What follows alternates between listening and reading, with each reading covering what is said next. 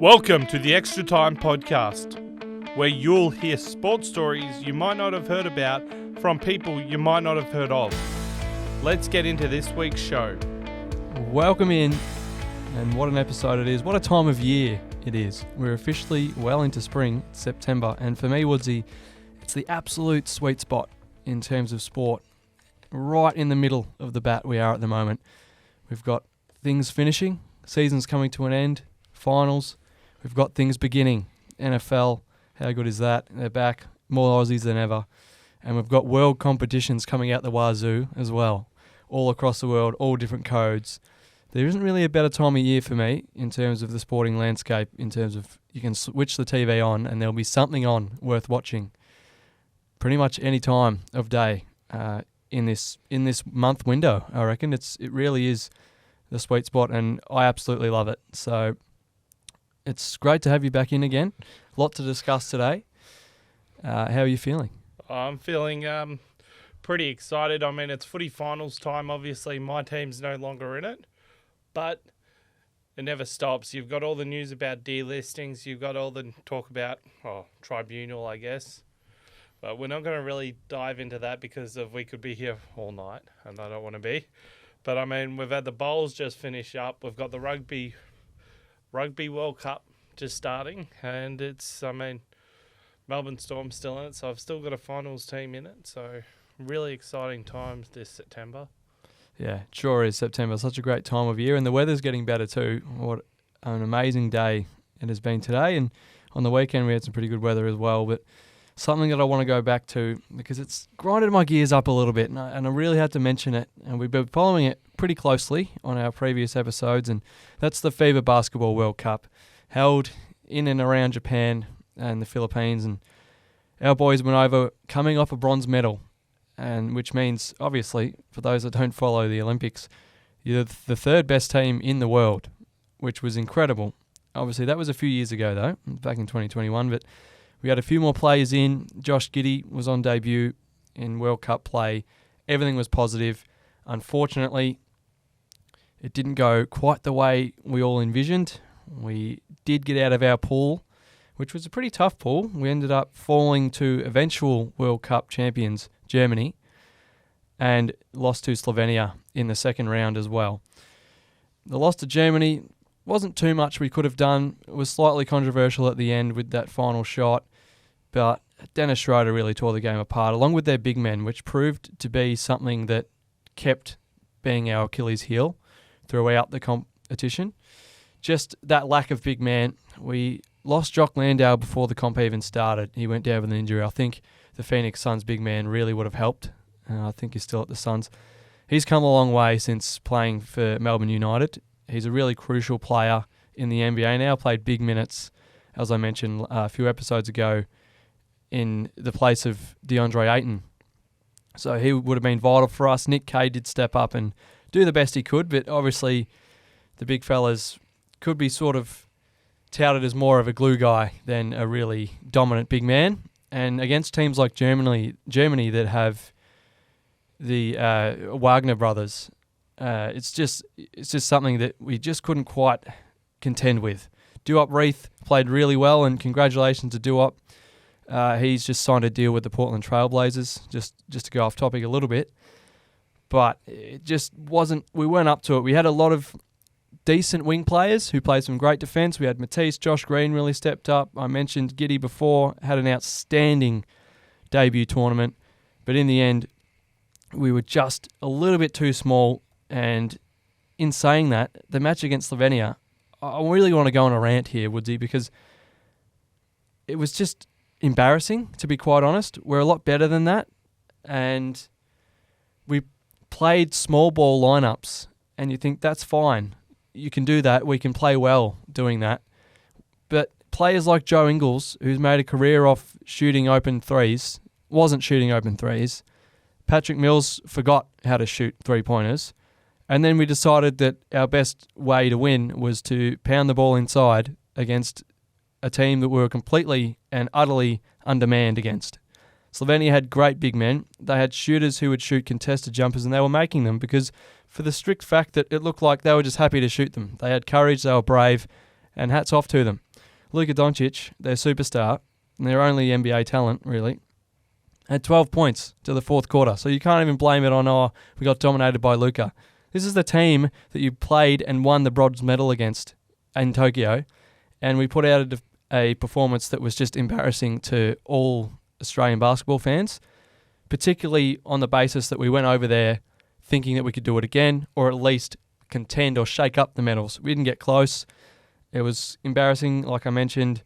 They outplayed us. Their defense was outstanding. Their perimeter defense was incredible. Their energy just topped ours, really. It didn't look like we had that same energy of a normal Boomers team, of that Australian culture that we just fight on. That wasn't there. Josh Giddey tried to get the game back off his own bat, really. He was incredible in the second half, and I'm really looking forward to him for the next 10, 15 years in the green and gold. But it wasn't enough in the end, and that second loss meant that we would not contend for a medal. We ended up beating Georgia in the last game, but it was a bit of a consolation. And even in that game, players like Dyson Daniels, Chris Golding, players who can shoot the three, can play make, can get up and down the court with pace, they didn't get a look. Even in a dead rubber game, which were up big in the second half, they didn't get a look in. So I think with an Olympics on the horizon next year, that was really interesting. And just an update on that, Jock Landale, I thought he might have signed with someone else. He's gone off to Houston after a great season. And that's really my biggest takeaway from this. How does this prepare us for an Olympics? And what do you reckon, as someone who probably isn't as big of a basketball follower as me, Woodsy, what were your thoughts? Well, I think my first question I've got to actually ask someone who's into basketball is, was the expectations valid? Like, do we actually have that talent, or is it just because of we achieved bronze medal, did we overachieve, or was that the right level we're at? Are we expecting too much, or are we expecting not enough? Well, the simple question there is pass or fail. And straight off the stats, 5 matches, 3 wins. We won the first one against Finland, which was a pretty good win. We went up against Lauri Markkanen, who's probably the best big man, one of the best big men at the tournament. We won that one. We beat the host Japan, and incredibly, they were actually smaller than Australia's lineup was. So that just shows the importance of having big men who can stretch the floor, get rebounds, and make plays. It was vital in that competition. So we won that one, and I mentioned we beat Georgia. But those 2 losses against eventual champions Germany and Slovenia really killed our tournament. So in a simple answer, pass or fail, I think you go into every international play from now on as a Boomers supporter, expecting them to get out of the first pool grade. We did that, finishing second in the pool behind Germany. But I think, and this is what I think the expectation is for Paris next year, you have to get out of your pool first, and you have to at least try and shake up the medals. And we didn't do that at all. We didn't get close to that. It didn't even look like it against Slovenia. So simple pass or fail, going into a World Cup ranked inside the top 5 in the world, to be bottled out pretty much straight after the first stage, that's a fail for me. And the good thing is it was a fail, and it's really easily fixable to at least get us to that next step or next half a step. We'll get Jock back. Who knows about Ben Simmons? But just getting those bigger bodies, we really got killed in the rebounding department. Probably the most offensive rebounds I've seen us give up in a long time. That'll be shored up. The way they play needs to be shored up a little. Or way too dominant. We relied on getting the ball inside way too much. That's not the way the Boomers play. Part of that, yes, Joe Ingles was scared to shoot. Part of it, yes, Paddy Mills wasn't having the same tournament he did in Tokyo shooting the 3. But we've got capable shooters. They were sitting on the bench. Chris Golding, one of the best the NBL's ever seen. Dyson Daniels, incredible young talent. I understand he's young, but those players need to get more reps in on the court in Paris, and they can shoot the ball. So I think all the things that saw us fail can be fixed, and I'm really looking forward to Paris in 2024. So what would be the pass mark then for Paris? Is it a medal, or is it quarter semis? Well, I think the biggest thing about world basketball at the moment is it's FIBA basketball, and FIBA basketball is European basketball. It's the same thing. That's the way it's played. And I think not enough credit in the last 20 years has been given to the European nations. They are incredible basketball nations. Incredible. Serbia, 2 times runners-up.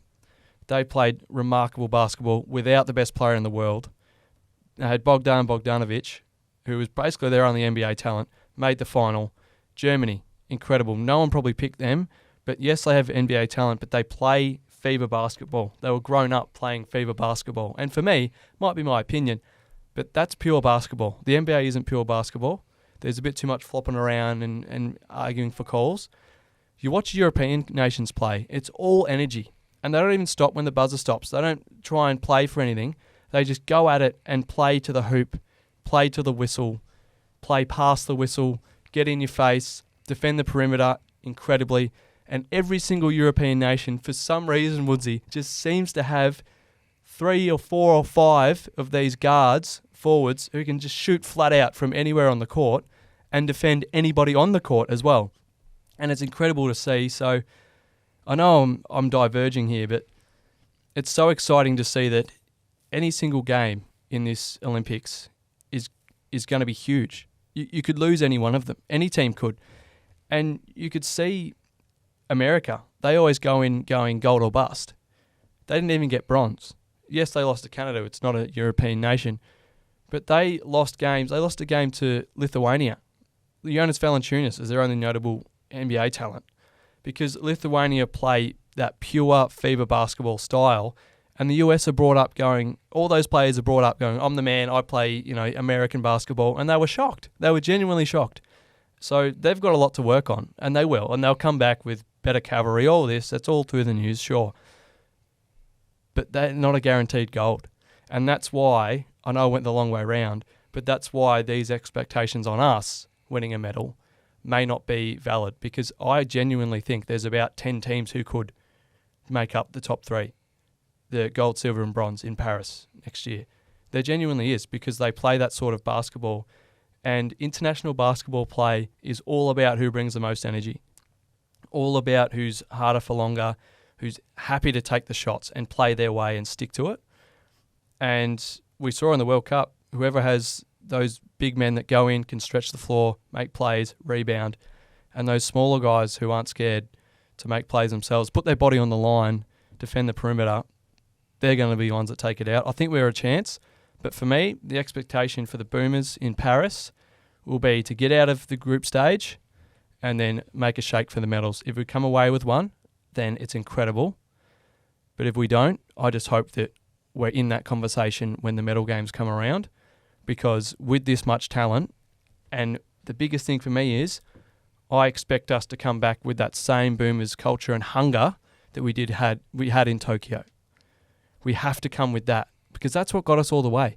We didn't really have a right to beat Slovenia for that bronze medal, but Paddy came out and dropped 42 points. That's not because he's played in the NBA. Yes, that's why his skills are so good, but he went out and won that because his body language was, I'm sick of coming short. I want this bronze medal for my country because we bloody deserve it, because we're Australian and we fight and we fight and we fight a bit more. So I think if we come out and do that next year, we'll be in that conversation. But really, it's going to be so exciting to watch. I really hope Ben Simmons plays. We all forgive him. He's been through the ringer. Now he wants to say he wants to go back to Philly. He's all over the place. But the boy is 6'10". He rebounds insane. He was an all-star in Philadelphia. One of the best passers, playmakers we have. Yes, he can't shoot. We don't need him for that. We need a big man that can rebound the ball, push the tempo, get it out to outside shooters. And that's Ben Simmons. And we've got Josh Giddey, who for me could be, when it's all said and done, I know it's a big call, the greatest Australian basketballer to ever live. He was remarkable. In his first season in World Cup play, first tournament, for him to do the things that he did and bring us back into games off his own work, remarkable. He was voted and won the best young player. I think it was called something like that. The best rising player in the World Cup, and he deserved it. What a tournament from him. I'm so excited to see what he can do in coming years. And yeah, if Ben plays, we're a much better chance. Obviously, it's all up to Ben. But if he does play and we shake up the medals, I think everyone around the world would forgive him.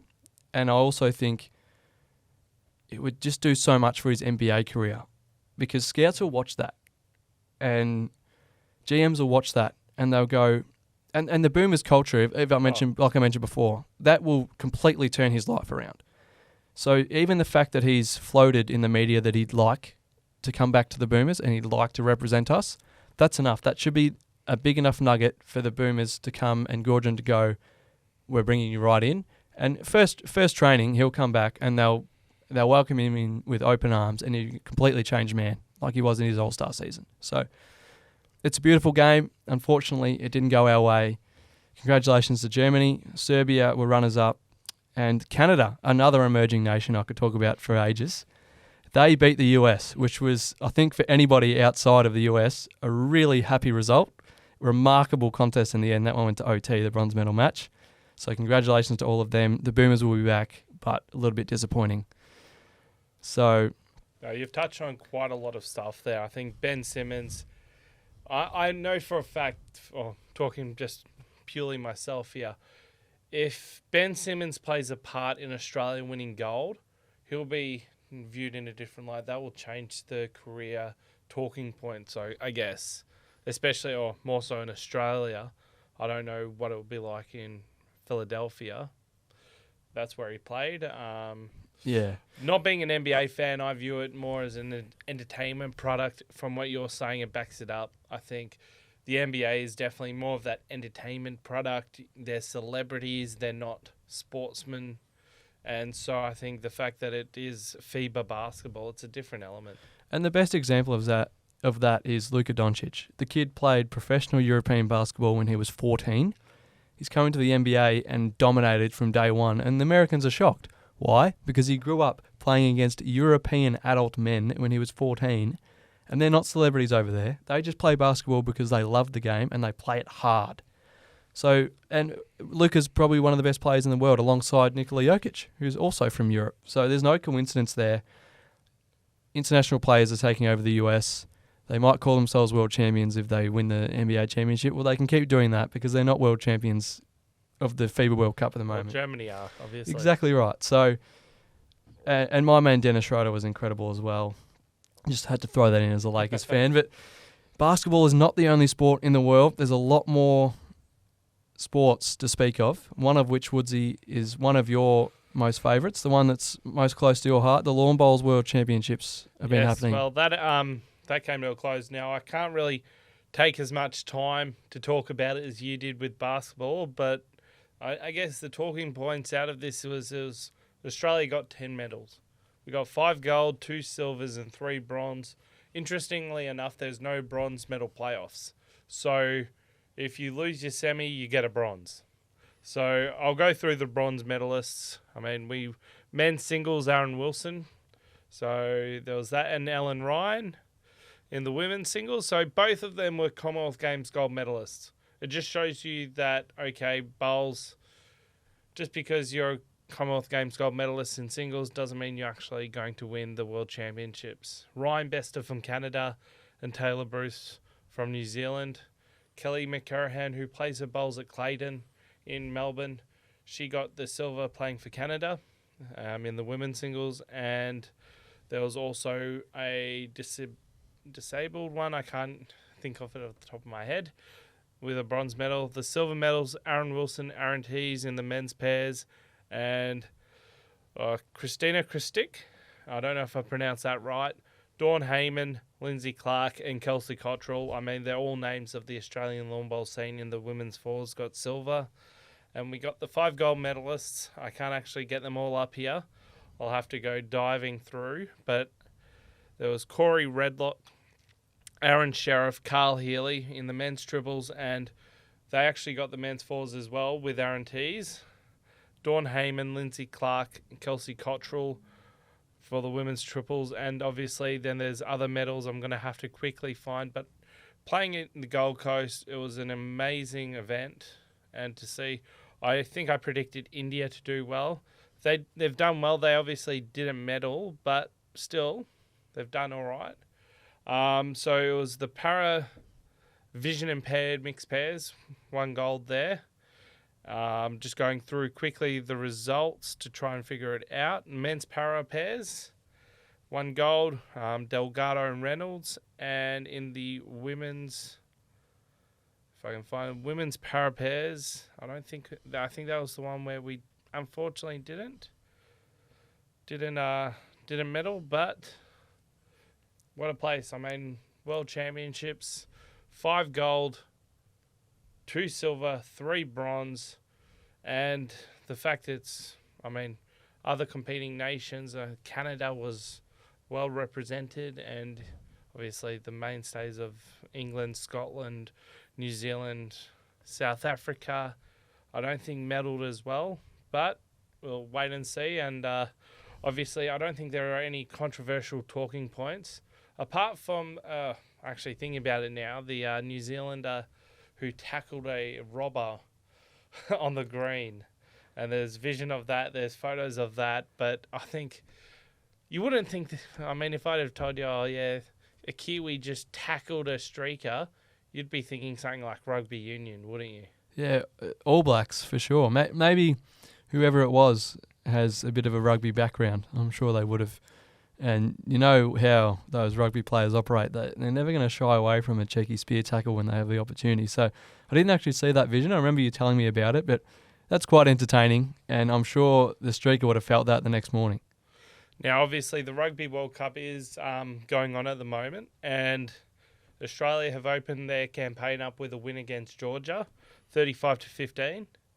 And the favourites, I think, in this tournament are France or New Zealand. They played off against each other. France gained the win. But early days, you just have to get through your group. As you were saying in the Basketball World Cup earlier, if you get through your group, and I think that's the expectation for the Wallabies. I mean, we've got Georgia, Fiji, Wales and Portugal. Not really conventional rugby nations. So out of that, we should qualify. But having said that, you never know with World Cups. Well, Fiji, they're probably the danger for us. I've been lucky enough to be over there, and it's like religion for them, rugby. They absolutely love it, and they've been quite good. Obviously, you'd favour us there, especially with the form coming off that 20-point win. But you're right, I agree. From my opinion, we should be hopefully getting out of that pool and then seeing what damage we can do from there. But like you said, France and New Zealand, always tough to beat, as New Zealand is in another sport we have to speak of, cricket, at the moment. We're over playing South Africa, over there in South Africa. So unfortunately the match times aren't great in terms of the old time on the clock. But I have been doing a bit of research on it. We played a 3-match T20 series, and we ended that one in a clean sweep, which is pretty impressive, considering we weren't in the best form last T20 World Cup at home, not even making the finals there. So it's been a while since we played a bit of T20 cricket. A lot of this year has been in the whites, but in the yellows, as it was. Mitch Marsh, who was brought in and gave a real big leadership position as skipper, really stood out. He made a 92 knot and a 79 knot. We won the series 3-0, like I mentioned. David Warner actually got into a bit of form as well, as did Tim David, who boosted 64 off 28 in one of the games. 64 off 28, if you don't mind Tim David trying to get himself into that World Cup squad. And Sanger took 4 for 31 in game 1 as well. So a lot of young talent at the moment. I think it was Tanvir Sanger who I think he was a late in. I think for that first game we had about 4 or 5 debutants, and we ended up absolutely smacking them with a 111-run win on their home deck. So pretty good there. Another one who's boosting their stock is Matt Short. He made 66 from 30 in game 2, and Sean Abbott, who's really always been in and around our one-day setups, but never quite cracked into that regular spot. But for me, he's a really talented all-rounder. He's really underrated with the bat, and with the ball, he's so skilled. He's been so dominant for the Sixers for so many years now. I think he deserves this look that he's got. He took 3 for 22 in game 2, and we took the series 3-0, like I mentioned. We've just played the first one-day. We went down in that one, but David Warner is back in the runs. He made a half-century. And I was just about to ask about him, actually. Yeah. Just seen he is in the World Cup squad, and obviously there's always question about the form, but who else performed in that game? Yeah, well, another one which I was about to mention, which is a big story in terms of the World Cup, is someone that everybody knows, Marnus Labuschagne, who was left out of the World Cup initial squad, and then Glenn Maxwell was sent back home to recover. He had a few complications with his lower leg. He broke it, obviously, last summer. And Marnus was brought in, and he's since made 2 50s. I think one was a higher score. I think it might have been around the 80s. On his home deck in front of his family, obviously being having South African heritage. And since then, he's actually really boosted his stocks. So the selectors now, I was thinking, do we want to leave and inform Marnus Labuschagne out of the side? And for me, I don't think you do, because we know how good he can be. He is a test batsman, yes, but it's a one-day World Cup. He is pretty good in India, which is where it'll be. So that's probably the biggest talking point. The squad that was announced, though, before Marnus decided to get himself back into form was Pat Cummins will lead, Sean Abbott, Ashton Agar, Alex Carey will keep wicket, Cameron Green, Josh Hazlewood, who's really come on leaps and bounds in the one-days formats of late years, Travis Head, Josh Inglis, Mitchell Marsh, Glenn Maxwell has been named, and I mentioned he was sent home. Hopefully he'll be healthy for the World Cup, which starts in October. Steve Smith, Mitchell Stark, Marcus Stoinis, David Warner, who is back in form, and Adam Zampa. So it'll be really interesting to see if they bring Marnus in, or if Maxwell isn't fit, they probably definitely bring him in. But do they have them both around the lineup? So a lot of things to notice there. There's still a few one-dayers to go against the Proteas. It's a 5-match series. I think at the moment we're down 1-0. So that's going to be a ripper. We know how good of a team they are, and they haven't been at their best the last couple of years, South Africa, or definitely haven't been as dominant as they were with the likes of de Villiers and du Plessis playing for them. But they're not an easy beat in that format, and it's great preparation for the World Cup. The conditions are way different, but it's good to get back into that sort of cricket ahead of another international competition, because we just don't have enough going on at the moment, Woodsy. Soccer World Cups, Rugby World Cups, Lawn Bowls World Championships, and now the Cricket World Cup coming up as well. I'm sorry just to interrupt here. It's actually the third one day, Australia leading 2-1, so I thought I'd just quickly fix you up there. So I've been over in Perth, so I've just slowed. Thank you for that. So as I mentioned, what a series that's going to be, the 5-match. We can clinch it in the next one, or the South Africans can tie it. And again, great preparation for the World Cup. Good to see David Warner get a few runs. Struggled again in England.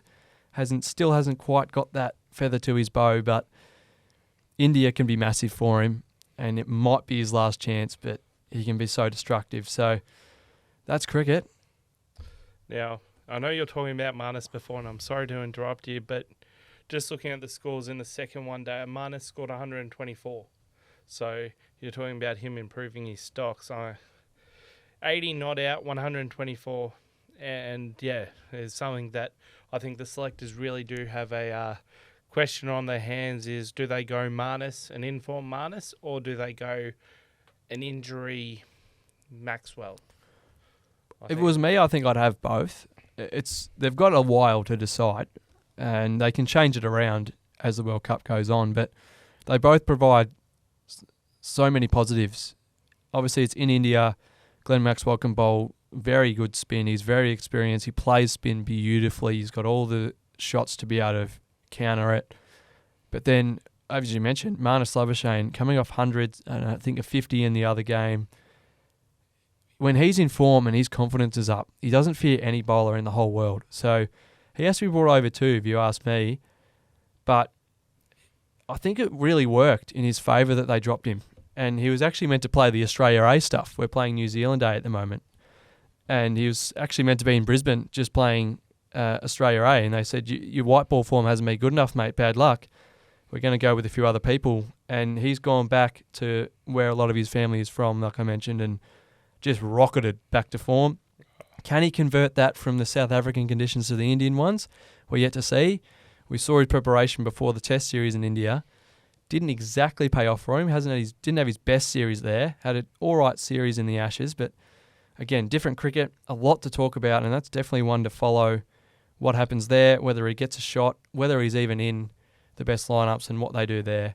I think we're a great chance, though.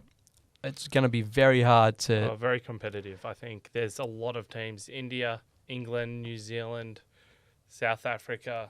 India and England, I think, are the two big ones we've got to watch out for. Yeah, I think the conditions for a World Cup, probably the biggest factor out of anywhere in the world is when you're playing in India. I think the conditions rule the most there. So it's going to be very hard to take it off the home side, along with Pakistan, who've really hit their straps in the white ball game lately as well. But obviously we're going to be a shout, and I think because it's Australian cricket, the benchmark is probably to at least make the finals. So we'll see what happens there. That starts in just under a month's time, like I mentioned. And now we'll go to Aussies Around the Grounds, one of my favourite segments. Oh, you've been excited about this. You've been talking about this all week, last week, the lead up to the NFL. I'm excited to hear who has been turning it up in the Australian realm. So I could not wait. The off-season felt, for some reason, about 10 years longer than it usually does. But NFL is officially back. The first game was last Friday, Australian time, Chiefs and Lions, and they kicked it off with a ripper. The Lions won that one by a point.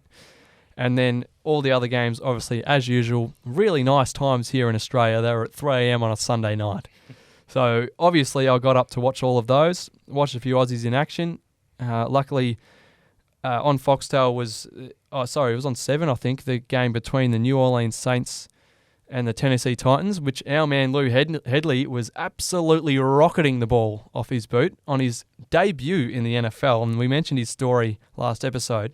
Just incredible. The fella is a scaffolder, owns a tattoo shop in Bali, had to go through about 8 years of college, but he's in the black and gold now. And in the Saints win, his debut win, he had 5 punts, averaging 48 yards. He had his longest punt of 52, and one landed inside the 20, which if you're not an NFL fan, that is the goal for a punter. Try and send him back as long as you can without getting it in the end zone. So Lou Headley was outstanding on debut. His quarterback, unfortunately, tried to throw the game away a couple of times, but they won that one in the fourth quarter. Mitch Wishnowsky coming off a good deal, a re-signing with the San Francisco 49ers in their win against Pittsburgh. 3 punts, 44 average, 56 yards, he was his longest, and 3 inside the 20, the most out of all the Aussie punters. So a great day for him. He does his job so well. Michael Dixon for Seattle. Unfortunately, the Seahawks lost, my boys. Bit of a surprise losing to an undermanned Rams lineup. But at home, Dicko, it was not his fault. He had 4 punts, 59-yard average, 73-yard long, if you don't mind, punting it 73 yards down the field, and none inside the 20. So, unfortunate for him. But Woodsy's man did get back in the lineup, Aaron Sipos. He had 4 punts for 49 yards average, and his long was 54. So, that's as far as the punters go, the 4 of them, doing it beautifully. And then we've got a few other players who aren't punters. We have got Cameron Johnston, but he's injured at the moment. But it's good to see Aaron Sipos back in the Eagles green, Woodsy. Yeah, well, for those that don't understand the situation regarding Sipos, can you explain the thing between practice squads and whatever the lineups? The 53-man roster, I think it is. Yeah, to Australians, where probably the biggest squad you ever have is the AFL, where they might have about 40, 44 blokes in the off-season, pre-season. The NFL probably have about 80 blokes trying out in the off-season, which is just beyond what any Australian could really think is normal. But that gets culled down, like you said, at the end of pre-season to 53 men. And initially, like we mentioned last episode, Sipos didn't make that roster, but I don't know for sure, but I believe it might have been a bit of roster restructuring. Contract restructuring, and they've brought him back, and I think he'll play that role throughout the season. He did quite well on the weekend. They played the Patriots, I should have mentioned, and they almost lost it. They ended up being a really good game, but they won that one by 5 points. So I think he he should be confident in his role. He was a bit shaky in the Super Bowl, which was debated why they might have cut him for good. He did have that punt that was returned for a record, long return, which ended in the game-winning touchdown. I don't think that was really his fault. Everyone makes mistakes in big games, and he'll learn from that. It's a very tough league. American media is, especially Philadelphian media, is very harsh on everybody, particularly players when they lose. But I think Aaron will have a really good comeback season this year, and whether he stays with Philly or he plays three or four games and someone else signs him, I think he'll be fine and really come into his own this year. I mentioned a few other players. We've got Adam Gotsis for Jacksonville. They got the job done against Indianapolis, and the defender had 2 tackles in that one. And then we've also got Daniel Falale and Jordan Mailata, who's also at Philly. Falale's at Baltimore. They both had wins, and they're offensive linemen, so no real stats to speak of. But for those that don't follow NFL, probably the most important job on the ground, keeping those defenders off the quarterback. And both Falale and Mailata do it so well. So that's pretty much all on the NFL side of things. Week 2 kicks off this Friday with Minnesota and Philadelphia. So Sipos and Mailata will be back in action on Friday. Now, before we actually go, I've got to ask, I've seen a photo floating around. How many screens did you actually use to watch the NFL this week? I did not know you were going to ask this question. So it is probably the sport I'm most obsessed with, that and probably Formula One. Luckily, Formula One, there's only one race on, so you only need the one screen. But NFL, it's an American tradition. They have pretty much all of the games on a Sunday afternoon, which because of the time zones being on the other side of the world, they're at about 3 a.m. And it's not like the AFL where they run back-to-back. They actually all run at the same time. So for someone who's deeply involved in NFL fantasy, I like to watch all my players as well as my favourite team, Seattle. So how many screens did I have? I'll answer your question honestly. I'm an honest man. 1, 2, 3, 4, about 5. 4 or 5 screens. Just the casual 4 or 5 for your Sunday morning, starting at 3 a.m. And it goes for about 8 hours. So it comes through, starts it's Monday morning, obviously. Starts at 3 a.m. Monday morning, goes all the way through to about 1 o'clock as well. So I am hanging out for daylight savings to come around. So things kick off at about 4 or 5 instead of 3. But either way, it's remarkable. It's great that it's back, and a few upsets around the league as well. So if you haven't got into it before, there's no better time to get into the NFL. There's so many Aussies getting involved, probably the most we've had in a long time. So, and they're all doing beautifully, like I said. Another sport I mentioned just before that I really love, Formula One. They've had a little break at the moment. They had the Italian Grand Prix at Monza a couple of weeks ago. Our man Daniel Ricciardo, the AlphaTauri driver, we mentioned, broke his wrist or hand. He's just had surgery. It went very well, and he's began his rehab back in the gym. So hopefully see Danny Rick back in the car by the end of the season. Now, that race at Monza was a pretty historic one. Max Verstappen, the Dutch driver, broke the consecutive wins record at 10. I'm a big fan of his. He's Daniel Ricciardo's old teammate. They're great mates, so I know he's not an Australian, but it's great to see Max do that. Our boy Oscar Piastri had another great race. He was alongside teammate Lando Norris for a lot of it. They didn't quite have the pace they had in the past, the McLarens, but Oscar looked on the way to points, and then 7-time world champion Lewis Hamilton just gave him a little dink at the 3rd or 4th corner, and that just knocked Oscar out of the points. He couldn't recover, so not another points finish for Oscar Piastri, unfortunately. But he's having a remarkable rookie season. He was making some passes in that race where you just go, he's got all the stuff. So he's got a great future ahead. And I think I mentioned this one before, but off to the NBA. It is the off-season at the moment, but congratulations are in order to Do Up Reith, another Aussie officially in the NBA. He's signed a deal with the Portland Trail Blazers. He played a bit of summer league action with them. I mentioned, took on a massive role for the Boomers at the World Cup, and he deserves that spot on the Blazers. So he'll play alongside, I think Matisse Thybulle's still there. So a couple Aussies for the Blazers is really positive. And that's pretty much all I've got around the grounds, around the globe in terms of Aussies. But so much sport going on. It's everywhere you look at the moment. And I'm sure next week we'll have just as much to talk about.